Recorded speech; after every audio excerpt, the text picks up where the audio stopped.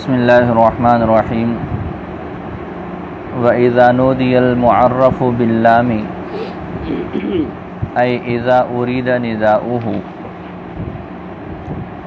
قيل مثلا يا أيها الرجل ويا هذا الرجل ويا أي هذا الرجل والتزموا رفع الرجل لأنه المقصود بالنداء۔ یہاں سے مصنف رحمۃ اللہ علیہ نے ایک مسئلے کی وضاحت فرمائی ہے۔ ابھی تک آپ لوگوں نے یہ بات وضاحت کے ساتھ پڑھ لی کہ جس اسم پر الف لام داخل ہو اس پر براہ راست یا داخل نہیں ہو سکتا۔ وجہ کیا ہے؟ اب لوگوں کو پہلے بھی بتا دیا کہ اصل میں ہم کسی نکرہ کو معرفہ بناتے ہیں، اس کے مختلف آلات ہیں۔ ان میں سے ایک آلہ تعریف الف لام ہے اور ایک آلہ تعریف و حرف ندا ہے۔ اور اہل عرب کا طریقہ کار یہ ہے کہ وہ ایک ہی اسم پر دو آلہ تعریف کو جمع نہیں کرتے، لہذا اس وجہ سے جو اسم معرب باللام ہو اس پر حرف ندا داخل نہیں ہو سکتا۔ لیکن جہاں ضرورت پڑے ایک ایسے اسم کو منادہ بنانے کی طرف جو پہلے سے معرب باللام ہے تو اس کا پھر کیا طریقہ کار ہے، اور کلام عرب میں اس کا استعمال بھی ہے۔ تو اس کے استعمال کو مصنف رحمۃ اللہ علیہ نے یہاں پر ذکر کیا کہ چونکہ یہ معرب باللام پر براہ راست یا داخل نہیں ہو سکتا تو پھر ایسا کرتے ہیں کہ درمیان میں کوئی فاصلہ لے آتے ہیں، معرب باللام کے درمیان اور حرفی ندا کے درمیان کسی چیز کا فاصلہ لے آتے ہیں، پھر اس طرح یا بھی داخل ہو گیا، وہ معرب باللام پر بھی داخل ہے اور براہ راست تو وہ معرب باللام پر داخل نہیں ہوگا۔ لہذا اس مقصد کے لیے وہ اہل عرب یوں کرتے ہیں کہ ایون کا لفظ لگا لیتے ہیں۔ کیا لفظ لگاتے ہیں؟ اور اس کے ساتھ ہائے تنبیہ کا جوڑ دیتے ہیں۔ تو یوں کہتے ہیں جیسے الرجل ہے مثال کے طور پر، یہ ایک معرب باللام ہے، اس کو منادہ بنانا ہے تو وہ یوں کہتے ہیں یا ایھا الرجل۔ کیا کہتے ہیں؟ یا ایھا الرجل۔ تو یا ایھا الرجل ہو جائے گا۔ تو جب یہ ایھا الرجل ہو جائے گا تو اس طرح یا کا جو دخول ہے وہ ایون پر ہو جائے گا، اور جو منادہ بن رہا ہے وہ کیا ہے؟ وہ ایون ہو جائے گا۔ لہذا اس طرح یہ حرف ندا کا معرب باللام پر دخول نہیں ہوگا۔ تو پہلی صورت کیا ہو گئی؟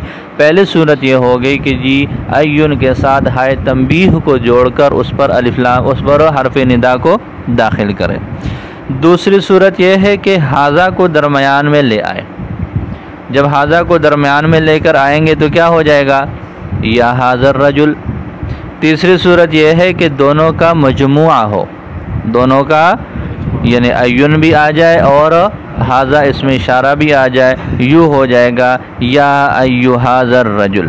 سمجھ آ رہی ہے؟ تو یہ اس کا طریقہ کار ہے کہ درمیان میں کسی کا جو ہے وہ فاصلہ ہو اور پھر اس پر الف لام بھی داخل ہوگا اور حرف ندا بھی داخل ہو جائے گا۔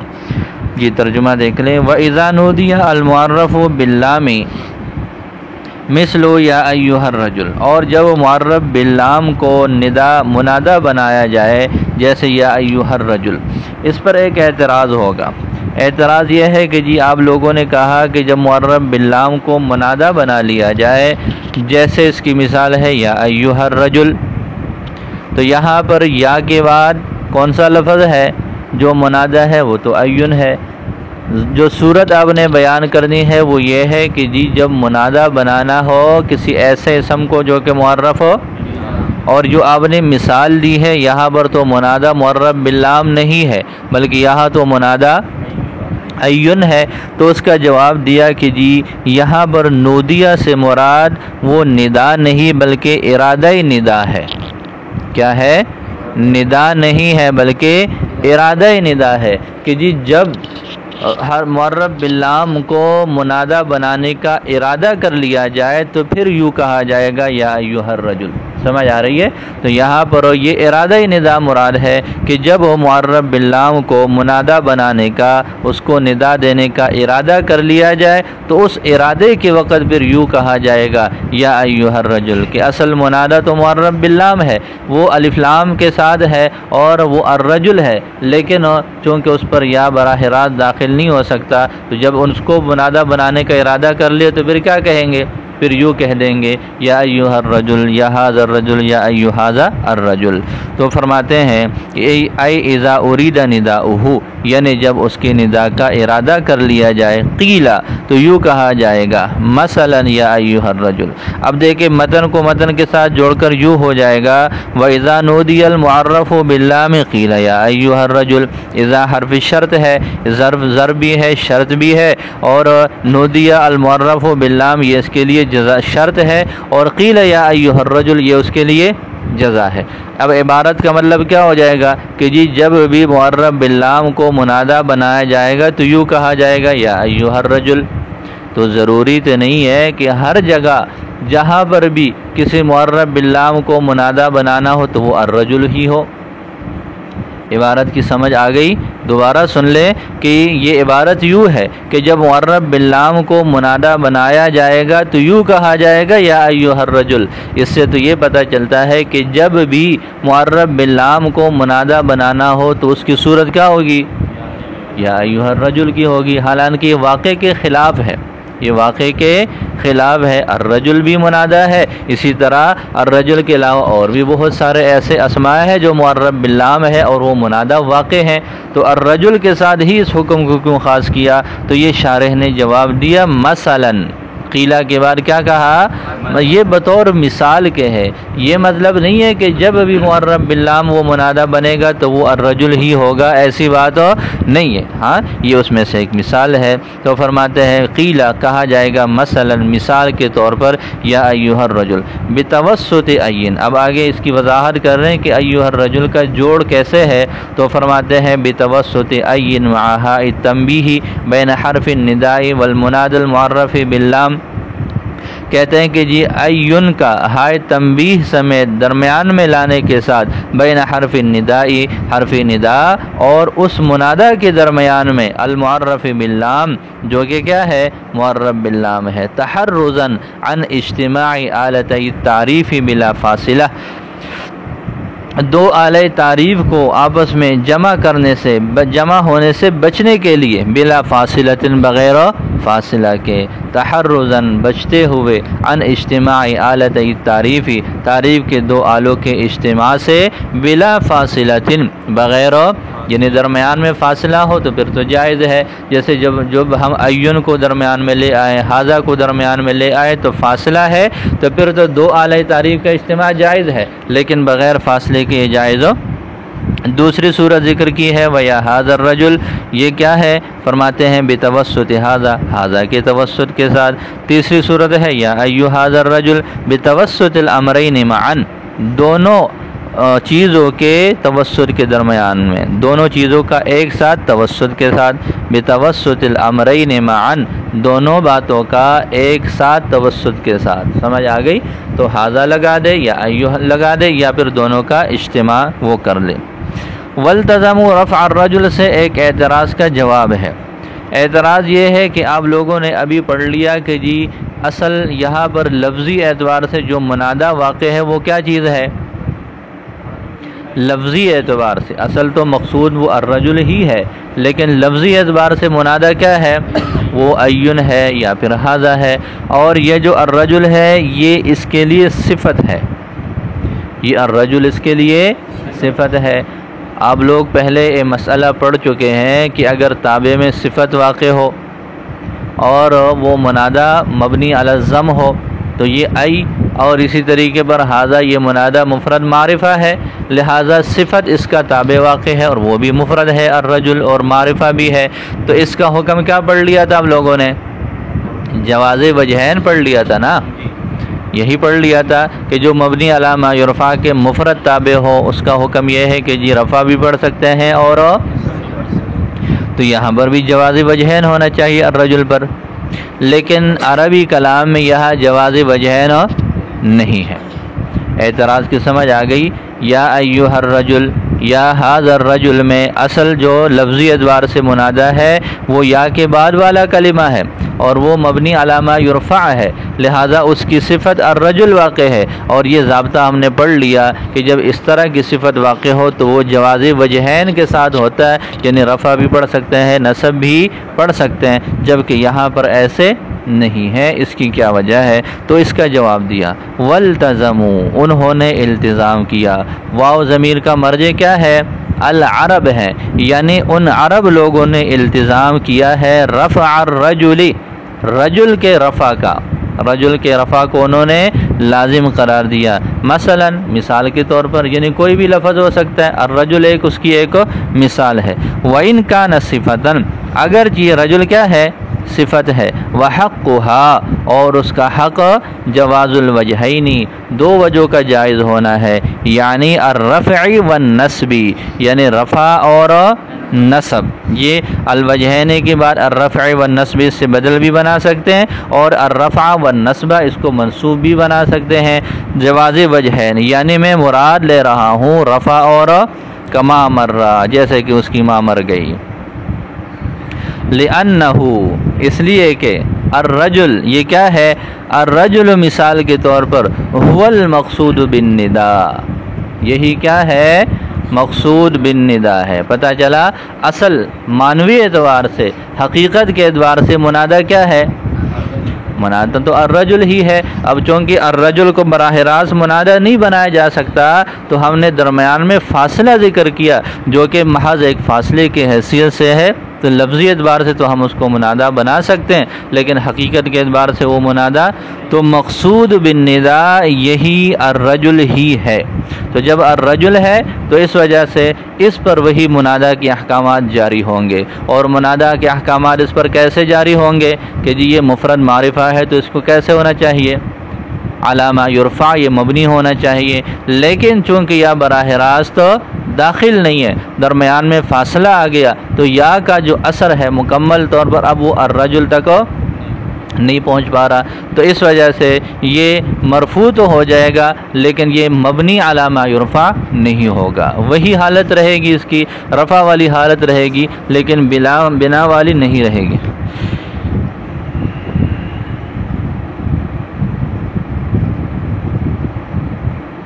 جی یہ ایک اعلان آیا ہے کہ کسی بھی طالب علم کی سائیکل یا موٹر سائیکل دفتری استقبالیہ یا گیٹ کی حدود میں کھڑی ہے تو وہ ابھی وہاں سے ہٹا کر پارکنگ والی مخصوص جگہ پر کھڑی کریں۔ ساتھ میں جزاک اللہ بھی لکھا ہے جی۔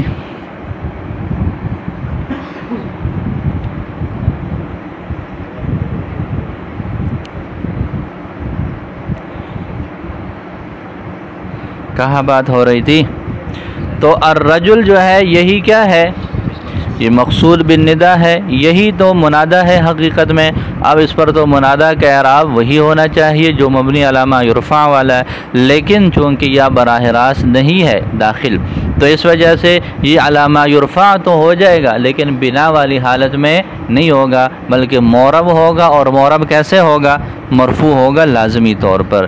لِأَنَّهُ الرَّجُلُ، اس لیے کہ وہ یعنی وہ جو الرجل ہے مثال کے طور پر هو المقصود بالنداء، وہی مقصود فَلْتُزِمَ رَفْعُهُ، لہذا اس کی رفع کو لازم قرار دیا گیا، اس میں جواز وجہین کی اجازت نہیں دی گئی۔ لِتَكُونَ حَرَكَتُهُ الْإِعْرَابِيَّةَ، تاکہ اس کی اعرابی حرکت وہ بن جائے موافق بن جائے للحرکت البنائیہ، اس کی بنائی حرکت کے، التي هي علامت المنادى، جو کہ منادہ کی علامت ہے۔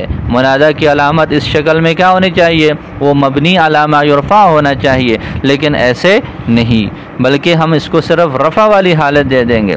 فتدل، پس یہ اس کی دلالت ہوگی علی انہ هو المقصود بالنداء، کہ یہی کیا ہے؟ مقصود بالنداء ہے۔ وہذا بمنزلۃ المستثنى عن قاعدۃ جواز الوجہین فی صفۃ المنادى، سے مصنف رحمۃ اللہ علیہ نے ایک اعتراض کا جواب دیا۔ اعتراض یہ ہے کہ جی یہ تو کوئی بات نہیں ہوئی، یہ تو کوئی بات نہیں ہوئی۔ اس سے پہلے آپ لوگوں نے کہہ دیا کہ جی جو منادہ کی جو ہے وہ صفت واقع ہو تو اس میں جواز وجہین ہونا چاہیے، ہاں، اور یہ منادہ کی صفت واقع ہو گئی تو یہاں آپ اپنی بات سے پھر گئے اور یوں کہہ دیا کہ جی یہاں پر کیا ہے، وہ ایک ہی وجہ وہ پڑھیں گے، دوسری وجہ جائز نہیں ہے۔ تو فرمایا کہ جی یہ بمنزلہ مستثنیٰ کے ہے، یہ بمنزلہ کس کے ہے؟ مستثنیٰ کے ہے، اور اس کو مستثنیٰ کے درجے میں کرنے کی ایک دلیل بھی ہے، وہ یہ ہے کہ جی جب مصنف رحمۃ اللہ علیہ نے وہاں پر وہ بات کی تھی کہ جی صفت واقع ہو منادہ مبنی علی ما یرفع کے لیے تو اس میں جواز وجہین ہے، وہاں یہ کوئی بات نہیں کی تھی کہ جی اگر اس صفت میں اور اس موصوف کی جگہ پر اگر کوئی مبہمات واقع ہو جائے تو یہ جو اسماء اشارات موصولات وغیرہ ہیں ان کو کیا بولتے ہیں؟ اسماء مبہمات بولتے ہیں۔ تو اگر کوئی اسم مبہم آگے جو ہے وہ واقع ہو جائے، جیسے ھذا اسم اشارہ ہے، ایون کیا ہے؟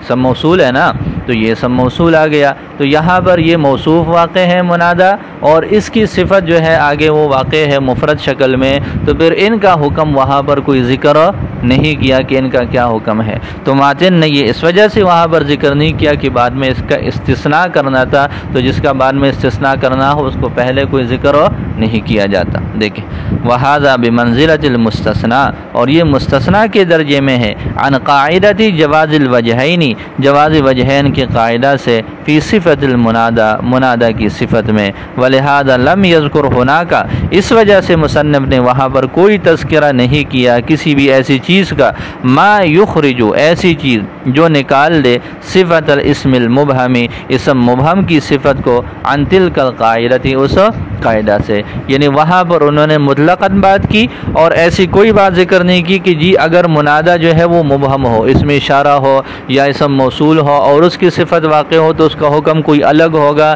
اس طرح کی کوئی بات ذکر نہیں کی۔ کیوں نہیں کی؟ اس لیے نہیں کی کہ بعد میں اس سے بطور استثناء کے وضاحت کے ساتھ اس بات کو ذکر کرنا تھا، تو جب بعد میں ایک چیز کو ذکر کرنے کا ارادہ ہو تو پہلے اس کو چھیڑنے کی ضرورت ہی نہیں ہے، اس وجہ سے۔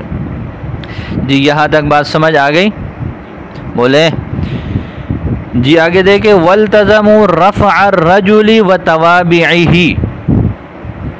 وَتَوَابِعِهِ کا لفظ ہے آگے، اس کی عبارت ماقبل کے ساتھ یوں جڑے گی، وَالْتَزَمُوا رَفْعَ الرَّجُلِ وَرَفْعَ تَوَابِعِهِ، اس کا توابع کاتب ہے الرجل پر، یعنی دونوں رفع کے ماتحت ہے، یوں عبارت ہو جائے گی، وَالْتَزَمُوا رَفْعَ الرَّجُلِ وَالْتَزَمُوا رَفْعَ تَوَابِعِهِ، انہوں نے التزام کیا ہے الرجل کے مرفوع ہونے کا بھی اور جو الرجل کے توابع ہوں گے ان کے رفع کا بھی۔ اگر بالفرض اسی الرجل کے آگے توابع آ جائیں، جیسے آپ نے کہا یا ایھا الرجل، یا ایھا الرجل، تو آپ لوگوں نے پڑھ لیا کہ الرجل پر حالت رفع ہے اور یہ مرفوع ہے اور معرب ہے، ٹھیک ہے۔ اگر بالفرض اسی الرجل کا آگے توابع اور آ جائے، اس کی صفت آ جائے، اس کے لیے کوئی اور تابع آ جائے تو اس کا پھر حکم کیا ہوگا؟ اس کا بھی حکم یہی ہوگا کہ وہ بھی الرجل کی طرح مرفوع ہی ہوں گے، وہ بھی الرجل کی طرح کیا ہوں گے؟ مرفوع ہی ہوں گے۔ کیوں مرفوع ہوں گے؟ اس وجہ سے مرفوع ہوں گے کہ آپ لوگوں نے پڑھ لیا کہ اب یہ الرجل مبنی تو نہیں رہا، الرجل مبنی ہے کہ معرب ہے؟ بولیں معرب ہے، اس پر حالت رفع ہے اور اس کی حالت رفع جو ہے وہ لفظی ضمہ کے ساتھ ہے، تو یہ معرب مرفوع ہے۔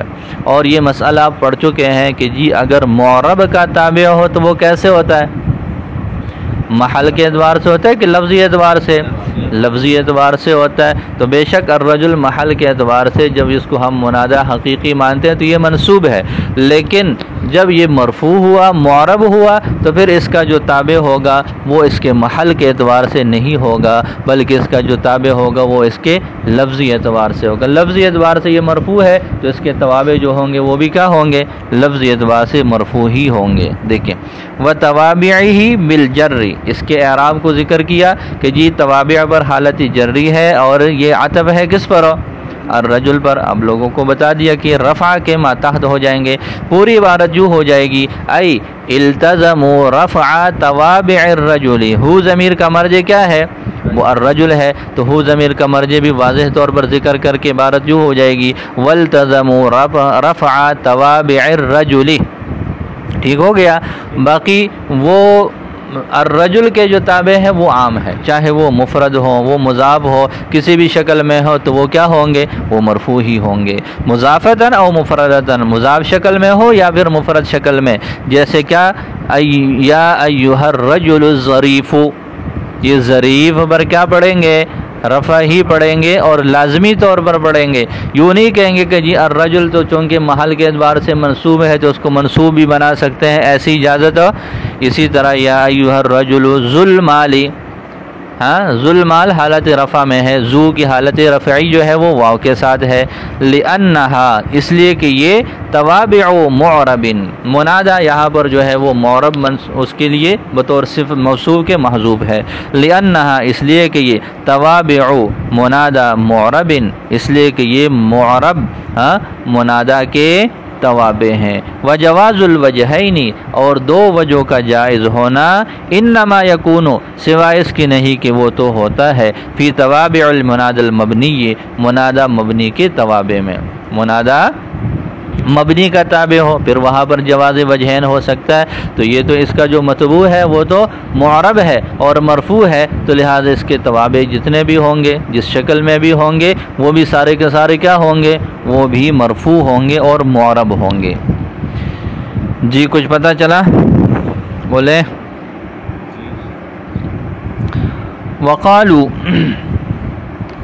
یا اللہ خاصتاً، اب اس پر ایک اور اعتراض ہو جائے گا کہ جی آپ لوگوں نے تو یہ قاعدہ بیان کیا کہ جب بھی معرف باللام کو منادہ بنانے کا کوئی ارادہ کرے تو اس کے لیے ضروری ہے کہ وہ درمیان میں فاصلہ لائے گا، ھذا کا، ایون وغیرہ کا، ٹھیک ہے، تو یہ ایک مثال ہے یا اللہ۔ کیا مثال ہے؟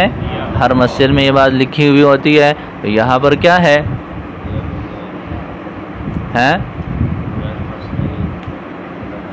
یا حرف ندا ہے، لفظ اللہ پر یہ براہ راست داخل ہے اور وہ تو معرب باللام ہے، تو پھر آپ کا یہ قاعدہ جو ہے وہ منقوض ہے، آپ کا یہ قاعدہ منقوض ہے، کامل نہیں ہے، جامع نہیں رہا، اس لیے کہ یہ معرب باللام پر حرف ندا براہ راست داخل ہے۔ اعتراض کی سمجھ آ گئی؟ آپ نے کہا کہ یہ معرب باللام پر یا داخل نہیں ہو سکتا، اگر داخل کرنے کا ارادہ کریں گے درمیان میں فاصلہ لائیں گے، لیکن یہاں پر ایسا کوئی فاصلہ نہیں ہے۔ اس کا جواب یہ دیتے ہیں، آگے مصنف رحمۃ اللہ علیہ نے اس کی وضاحت کی ہے، وہ یہ ہے کہ یہاں پر یا براہ راست یہ معرف باللام پر داخل ہے ہی نہیں۔ معرف باللام سے کیا مراد ہوتا ہے؟ معرف باللام سے مراد یہ ہے کہ جی ایک کلمہ ہے، وہ اپنی ذات کے اعتبار سے مکمل ہے، اس پر ایک زائد حرف، اس پر ایک زائد حرف جو ہے وہ اس کے اوپر داخل کر لیا جائے الف لام کی شکل میں، جس کی وجہ سے وہ معرفہ بنتا ہے، جس کی وجہ سے وہ کیا بنتا ہے؟ معرفہ بنتا ہے۔ تو یہ الف لام ایسا ہوتا ہے جو کلمہ کے ذاتی حروف میں سے داخل نہیں ہے، اور اس کا مقصد کیا ہوتا ہے؟ وہ اعلی تعریف ہے نا اصل میں، تو لہٰذا اس کی وجہ سے وہ اسم معرفہ بھی بن رہا ہو۔ تو یہاں پر یہ لفظ اللہ کا معاملہ ایسا نہیں ہے۔ لفظ اللہ کا معاملہ کیوں ایسا نہیں ہے؟ اس وجہ سے نہیں ہے کہ یہ اصل میں ہے الالہ، اصل میں کیا ہے؟ اصل میں الہن ہے، اصل میں کیا ہے؟ الہن ہے۔ الہن میں ایسے کیا کہ یہ جو شروع میں حمزہ ہے الہن کا جو حمزہ ہے اس کو حذف کر لیتے ہیں، اس کو حذف کر لیتے ہیں، اس کو حذف کر کے اس حمزہ کے عوض میں الف لام لے آتے ہیں۔ تو یہ الف لام وہ والا نہیں ہے جس کو ہم نے کہا کہ جی وہ اصل کلمہ سے زائد ہو اور اس کا مقصد جو ہے وہ معرفہ بنانا ہو۔ یہاں پر یہ الف لام کون سا ہے؟ یہ ایسا ہے جو عوض کے لیے، یہ ایسا ہے جو کہ عوض میں ہے، حمزہ کے عوض میں۔ جب حمزہ کے عوض میں ہوا تو یہ تو اسی کا جز بن گیا، یہ اسی کلمہ کا جز بن گیا، لہذا جز بننے کی وجہ سے یہ یہاں پر یہ ہے کہ اب یہ کوئی زائد چیز نہ رہی۔ جب زائد چیز نہ رہی تو اس کو مستقل اعلی تعریف مان کر یوں کہہ دینا کہ جی اب اس کا یا کے ساتھ جوڑ نہیں ہو سکتا، ایسا جائز نہیں ہوگا۔ پھر یہاں پر یہ ہے کہ جب ہم جز بنائیں گے تو کلمہ کا جز کیسا ہونا چاہیے؟ کبھی اس سے الگ نہیں ہوتا، آپ لوگوں نے کبھی سنا ہے کہ جی زید ہے تو زید میں زا اس کا ایک جز ہے، کبھی کبھار تو یہ بغیر زا کے بھی ہوتا ہو، ایسے سنا ہے کبھی؟ ایسا نہیں سنا۔ تو جو جز ہوتا ہے وہ اس کلمہ کو لازم ہے۔ یہاں پر جو لفظ اللہ ہے اس میں دو باتیں ہیں۔ اس میں کیا ہے؟ ایک تو یہ ہے کہ یہ الف لام اس اعتبار سے زائد نہیں ہے کہ اصل کلمات کے اوپر اس کے حروف اور کلمات سے زائد ایک چیز ہو، بلکہ حمزہ کو ہٹا لیا گیا۔ حمزہ کو ہٹا لینے کے بعد یہ جو ہے وہ اس کی جگہ پر اس کو لایا گیا ہے، تو یہ عوض میں ہے۔ دوسری بات یہ ہے کہ جب یہ جز کی حیثیت سے ہو گیا تو جس کی حیثیت سے ہونے کی وجہ سے اس کلمہ کو لازم بھی ہو گیا۔ تو دو باتیں پائی گئی، ایک کہ جی جہاں پر الف لام عوض کے ہو، اور دوسری بات یہ ہے کہ جہاں پر الف لام کیا ہو، اس کلمہ کو لازم ہو۔ تو جہاں پر یہ بات پائی جائے وہاں پر یا کو براہ راست داخل کیا جا سکتا ہے، وہاں پر یا کو براہ راست داخل کیا جا سکتا ہے، اس لیے کہ یہاں پر یا وہ اعلی تعریف کے ساتھ جمع نہیں ہو رہا۔ ایک تو یہ بات۔ دوسری بات یہ ہے کہ کلام عرب میں صرف لفظ اللہ جو ذات باری تعالیٰ کا علم مبارک ہے، اسم الجلالہ ہے، یہی ایک کلمہ ہے جس میں دونوں باتیں پائی جا رہی ہیں۔ صرف یہی ایک ایسا کلمہ ہے کلام عرب میں جس میں یہ دونوں باتیں پائی جا رہی ہیں کہ جی الف لام جو ہے یہ کیا ہے؟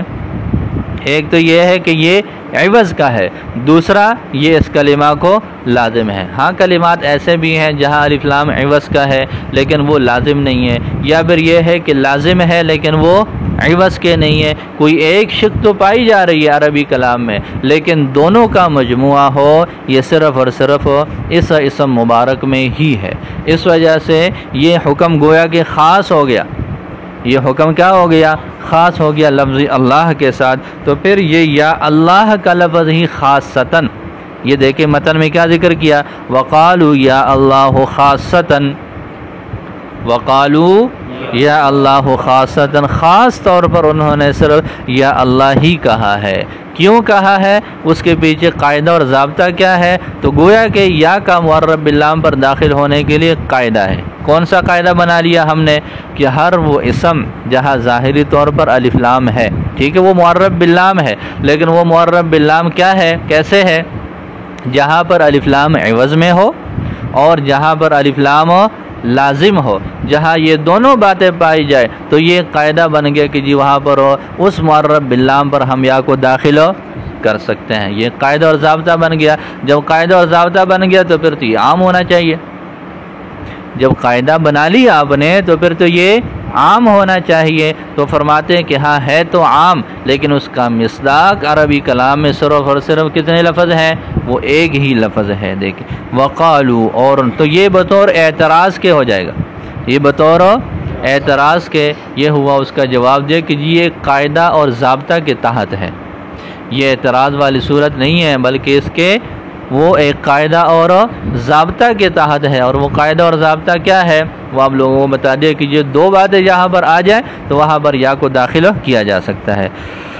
جی وقالو، اور انہوں نے کہا، بناءً علی قاعدتی تجویز اجتماع حرف النداء مع اللام، حرف النداء کا لام کے ساتھ، حرف النداء کا لام کے ساتھ اجتماع کے جائز ہونے کے قاعدے پر بنا کرتے ہوئے، ترجمہ دیکھ لیں دوبارہ، حرف ندا کا لام کے ساتھ مجتمع ہونے کے جائز ہونے کے قاعدے پر بنا کرتے ہوئے، حرف ندا کا لام کے ساتھ اجتماع کے جائز ہونے کے قاعدے پر بنا کرتے ہوئے اہل عرب نے یوں کہا ہے یا اللہ۔ اب وہ قاعدہ کیا ہے جس کی وجہ سے حرف ندا اور الف لام کا اجتماع ہو سکتا ہے؟ وہ قاعدہ آگے اس کی وضاحت ذکر کر رہے ہیں، وہی اجتماع امرین، اور وہ دو باتوں کا ایک ساتھ میں جمع ہونا ہے، احدہما، ان میں سے ایک، کون اللام عوضا عن محذوف، لام کا محذوف سے عوض ہونا، وثانیہما لزومھا للکلمہ، اور دوسری بات اس الف لام کا اس کلمہ کو لازم ہونا، یہ ایک قاعدہ بن گیا۔ کیا قاعدہ بن گیا؟ جی جہاں پر بھی ایسی بات ہو کہ الف لام عوض کا ہو اور اس کلمہ کو لازم ہو تو وہاں پر یا حرف ندا کو داخل کیا جا سکتا ہے، جیسے یا اللہ۔ اب آگے اس کی وضاحت ذکر کر رہے ہیں کہ وَلِأَنَّ أَصْلَهُ الْإِلَٰهِ، اس کی اصل کیا ہے؟ الِلَٰہ ہے۔ فحذفت الحمزۃ، حمزہ کو حذف کر لیا، وعوضت اللام عنہا، اور لام کو اس کے عوض میں لایا گیا، ولزمت الکلمہ، اور یہ اس کلمہ کو لازم بھی ہو گیا۔ فلا یقال فی ساعۃ الکلام، لہذا نثر میں کبھی یوں نہیں کہا جاتا لاہن۔ کبھی پڑھا ہے کہ یوں جو ہے، کبھی دیکھا ہے کہ یوں پڑھا جاتا ہو یا سنا گیا ہو لاہن؟ ہمیشہ اللہ ہی بولتے ہیں یا اللہ ہی بولتے ہیں۔ تو یہ جو ہے وہ حمزہ کو گرا کر اس الف لام کو اس کی جگہ پر رکھ کر اس کو لازم قرار دیا گیا۔ جی اب اس پر اعتراض یہ ہے کہ جب مستقل ضابطہ بن گیا تو پھر یہ خاصتاً کا لفظ کیوں کہا ہے؟ ضابطہ ہے تو جہاں یہ بات پائی جائے گی وہاں حکم جاری کریں، تو فرماتے ہیں وَلَمَّا لَمْ يَجْتَمِعْ هَذَانِ الْأَمْرَانِ، اور جب جمع نہیں ہوئے یہ دونوں امر فی موضع آخر، کسی اور جگہ میں، کسی اور کلمہ میں یہ دونوں باتیں کلام عرب میں نہیں پائی گئی، اختص هذا الاسم بذلك الجواز، تو اس اسم کو خاص کر لیا گیا اس جواز کے ساتھ کہ جی یہ صرف لفظ اللہ میں ہی جائز ہے کہ یا معرب باللام پر داخل ہو۔ ولہذا قال، اسی وجہ سے مصنف نے کیا فرمایا؟ خاصتاً کا لفظ فرمایا ہے۔ اب آگے مصنف رحمۃ اللہ علیہ نے مثالیں دی ہیں کہ جن کے اندر الف لام جو ہے وہ پایا جا رہا ہے لیکن کسی جگہ پر صرف لازم ہے، عوض میں نہیں ہے، کسی جگہ پر وہ عوض میں ہے لیکن وہ لازم نہیں ہے، تو لہٰذا وہاں پر یہ داخل نہیں ہو سکتا۔ وَأَمَّا مِثْلُ النَّجْمِ وَالسَّاقِ، بہرحال النجم اور الساق کی جو مثال ہے، وَإِنْ كَانَتِ اللَّامُ لَازِمَةً فِيهِ، اگرچہ لام اس میں کیا ہے؟ لازمہ ہے، لیکن لیست عوضا عن محذوف، لیکن یہ محذوف سے عوض نہیں ہے، لہذا ینجم اور یسع کو کہہ سکتے ہیں؟ نہیں کہہ سکتے۔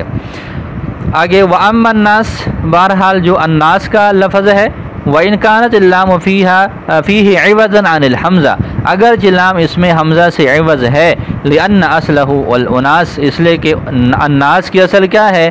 الاناس ہے، لیکن لیست لازمۃ للکلمہ، لیکن یہ الف لام اس کلمہ کو لازم نہیں ہے، اس لیے کہ یوں نہیں کہا جاتا ناسن، لأنہ یقال، اس لیے کہ کہا جاتا ہے ناس کا لفظ فی سعۃ الکلام، کلام کی وسعت میں، یعنی نثر میں۔